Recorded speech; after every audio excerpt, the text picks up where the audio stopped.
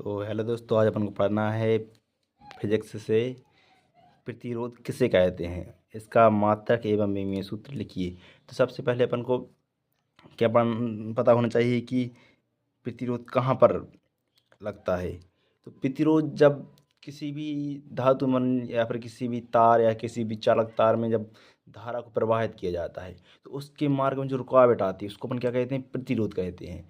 जैसे कि अपन जब किसी आपने देखा ही होगा कि जब अपन किसी तार को धारा प्रवाहित कर दे किसी चालक तार में से तो वो गर्म गर्म हो जाता है। वो इसलिए किस लिए गर्म हो जाता है, क्योंकि उसमें प्रतिरोध होता है।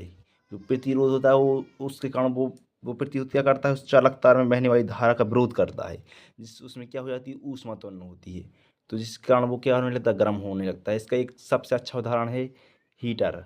हीटर में आप देखते होंगे, हीटर में जो जिस नाइक्रोम की तार का उपयोग किया जाता है उसमें उसका प्रतिरोध क्या होता है, सबसे अधिक होता है। इतना अधिक होता है कि वो तार क्या होने लगता है, जलने लगता है। तो किसी चालक तार द्वारा स्वयं ही धारा प्रवाह के मार्ग में डाली गई रुकावट को तार का क्या कहते हैं, प्रतिरोध।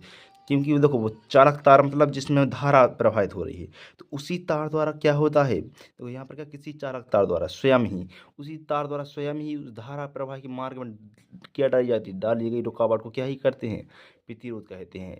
अलग अलग धातुओं का प्रतिरोध अलग अलग होता है। जैसे हमने बताया नाइक्रोम तार होता है, उसका प्रतिरोध अधिक होता है। जैसे कि चांदी चांदी भी एक प्रकार का चालक है कि नहीं, तो उसका प्रतिरोध क्या होता है, बहुत ही कम होता है। इसी प्रकार अलग अलग धातुओं का प्रतिरोध क्या होता है, अलग अलग होता है।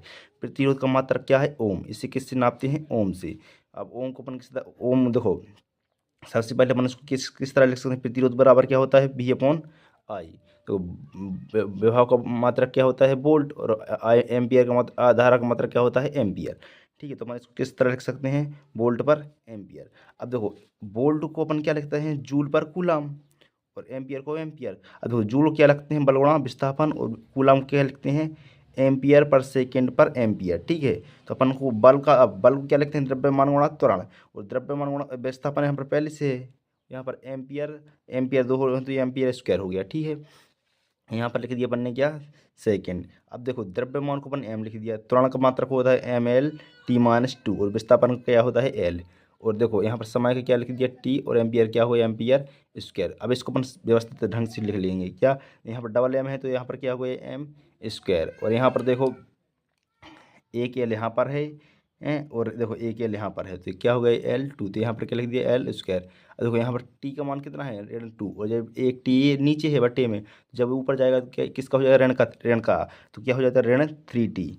और देखो यहाँ पर टू, एक ऊपर दो की घात है, किसकी है, धन की, जब ऊपर जाएगी तो क्या हो जाएगी, ऋण की। ठीक है, तो इसको अपन इसका क्या हो गया, विमीय सूत्र।